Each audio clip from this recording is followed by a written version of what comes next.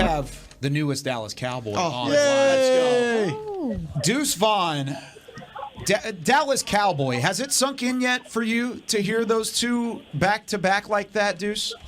I'm not going to lie, it has not yet. I'm sure it will over the next couple of hours, but, man, I'm super excited, man.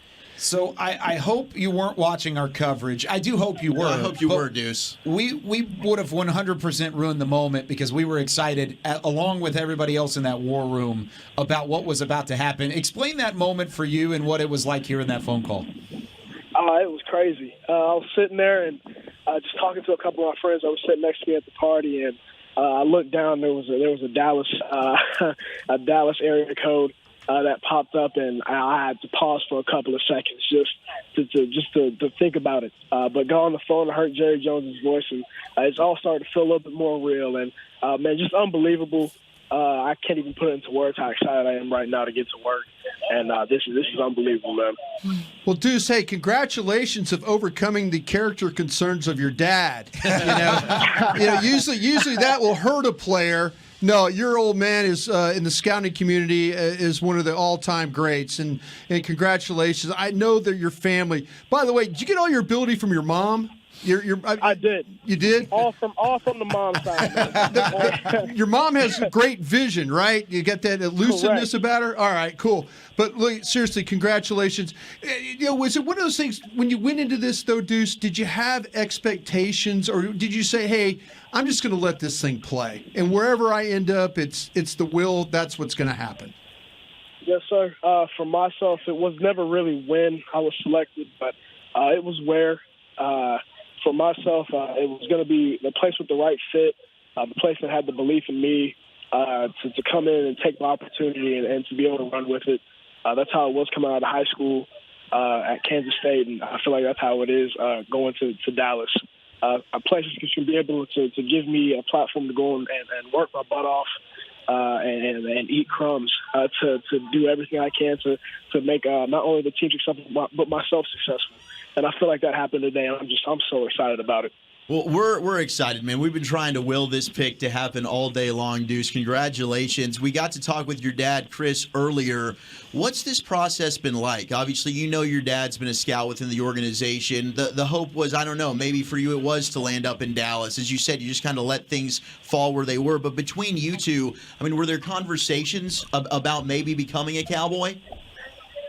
Not necessarily about becoming a Cowboy. There are definitely like conversations about, like I said earlier, going to the right fit, understanding that, like I said earlier, again, this is a big thing that we talked about. It didn't matter when I went or if I was drafted, but just understand that all we needed was a chance. And so I always had in the back of my head that Dallas would be a great spot to land because I've always wanted to play with that star on the side of my helmet. And man, just for it to come to fruition in the way that it did, and to be able to see him on the other side of the screen in the war room, it was huge, man. It was unreal. So last December, when you were breaking the hearts of Horned Frog fans and winning the Big 12 title at AT&T Stadium, were you thinking to yourself, "Oh, I could be playing here just next fall"? Yes, sir. I'm not gonna lie to you. I played in AT&T Stadium, I think 3 times throughout my career at Kansas State, and let me just say something that's probably one of my favorite places to play. So every time that we did get to play and we come out of the game, I'd be sitting there, I could see myself playing at AT&T Stadium.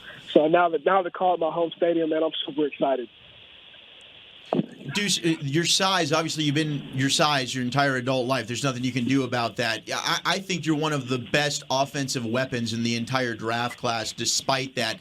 But watching you on tape, it seems like sometimes being smaller can actually have an advantage because it's tough to see you for some of these defensive players. Have you found that to where, like, as much as people will knock you or disrespect you for the size, sometimes it can help you out on the football field?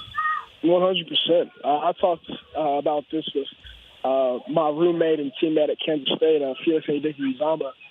He looked at me and he said, a lot of people will knock you for your size, but he said, I think it's a gift. And that's probably the coolest thing now that I think about it and talking with him and talking with people is that you have to use it as a gift. I've been this height, I've been this size my entire playing career throughout college, back in high school.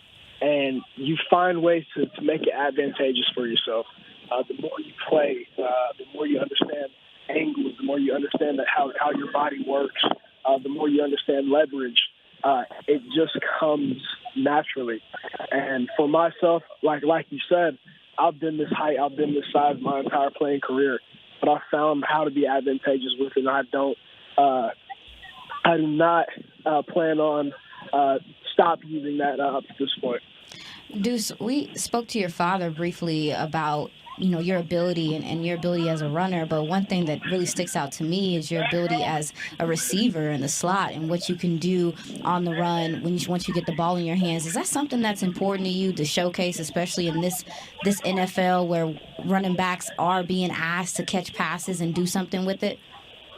Yes, ma'am. Absolutely. I feel like my versatility is one of the biggest reasons why I have been successful at Kansas State. I feel like the ability to be split out into the slot and running deep routes, intermediate routes, short routes, coming out of the backfield, being able to be almost like a nightmare matchup on linebackers and things like that has been one of the things that I pride myself on. Just having another way to get the ball in your hands in space. Understanding that as a smaller back, that's how I was successful at Kansas State, which was huge. From a scale to 1 to 0, how big is the chip on your shoulder? On a scale to 1 to 0, it would probably be 100. Oh. And it's always been like that. 1 to 100, right? That's awesome. Yeah. Deuce, we believe in love you, bro. Hey, I appreciate that, man. Yeah. Hey, so final question before we let you go, Deuce. But your dad talked today about knowing the intangibles of these prospects. And he was talking generically. He wasn't necessarily talking about your intangibles, but what type of person, what type of player is the Dallas community getting with you off the field as much of a weapon as you are on the field? Right. A hard worker. Somebody that's going to come in every single day into a facility and not only be a leader, but also be somebody that is not going to lead that facility until he feels like he's gotten better. Somebody that's going to understand how to prepare for a game Monday through Saturday, Monday through Saturday to get to Sunday and be successful. For myself, that's how I've been successful up to this point at Kansas State was my preparation, the way that I work people. Only way that I've gotten here, the only way I've been successful. And I'm not changing that recipe up. If anything, I'm going to ramp it up. Well, you wear that deuce. There was a legendary Cowboys running back, just happens to be the all-time leading rusher, Emmitt Smith, that wore that here. I don't know that you're going to be able to get the deuce. Do you have any other number that you'd like, or would you like to talk to Emmitt about wearing it here? No, hey, Emmitt, trust me, he has proven, and trust me, that number deserves to be retired the way that he ran the football. So 2-2 is off the table 100%. And there's definitely something I have to think about now. Now that I've got to think about what number I want.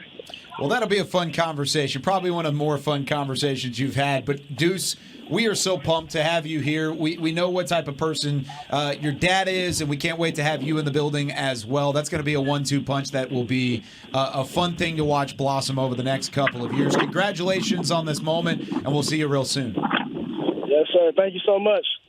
As much as I love talking about Andrew Voorhees, you know what we've got stashed in the back that I've been waiting for, that I think Cowboys Secret Nation audio? has been waiting for. Oh, it's coming. This is possibly the most anticipated secret audio of my draft show career. I'm not sure. I don't want to speak for anybody else's, but here is Deuce Vaughn getting the phone call from his father, Chris Vaughn, on his selection to become a Dallas Cowboy.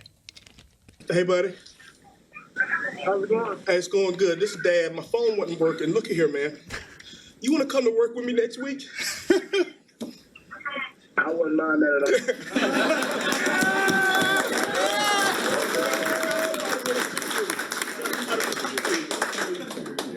all. I don't know when I've been speaking for everybody that's in here, and everybody that's really in the heart of the Dallas Cowboys is standing here with a tear in our eye. We're so happy to have you on the Dallas Cowboys. Man, And I can't thank you enough. well, what I really want to say, you earned every ounce of me being able to make this call. Every ounce. And I'm so excited. There's just something magical about this moment that may be bigger than we even realize here talking to you on the phone. But you is now a Dallas Cowboy. Your daddy just handed the card in right here. Yes, sir. It's got him on it. Congratulations. Congratulations. Thank Here's you. I'm Coach ready to work, McCarthy. man. Here's Coach Mike McCarthy. Hey, Deuce, Mike McCarthy, congratulations. What's up, Coach? I appreciate it. Well, I'll tell you what, I've been doing this a long time. This is so special for you and your father and sir. your family, and I know you'll do a great job for us. Look forward to getting you here. 100%. I'm ready to get to work. And if you could make sure you drive, so make sure your dad's on time for work. We'd appreciate it. I can do that. Okay. I can do that.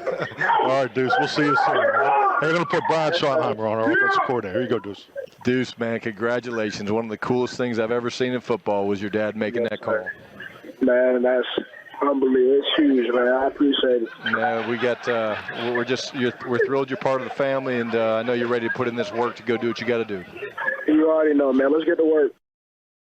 It lived up to the billing. That's amazing. It lived up to it. You want to come to work with me next week? I know. The shakiness of his voice at the end of that, that almost brought a tear to my eye. That's incredible to hear about it. Your daddy. Jerry was definitely. Your daddy put your guard in. Your daddy. Jerry.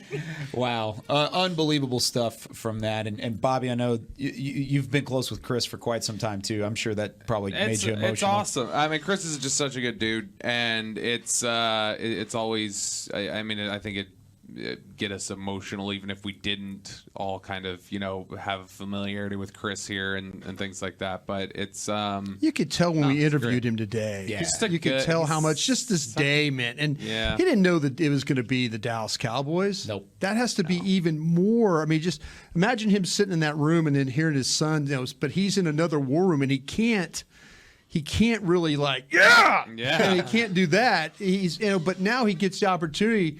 And as soon as you could see him break down, and the whole room starts clapping. Yeah, it was an amazing moment. That just shows the type of the kid comes from a family where, again, his dad's a football guy.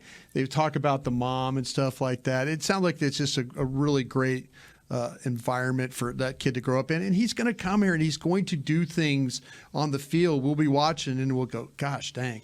Look at that. That kind of thing. Yeah, you talk about fixing the screen game. Yeah. I'm so glad y'all talked about that. But I tried to fix the screen game. I'm doing my best. Now, Brian was on that all year. I'm glad y'all brought it up. But he's pro ready also, too, just from he knows what it takes. He knows what it takes to be a professional. And that's something that you have to teach some of these young gentlemen how to do. And he's great.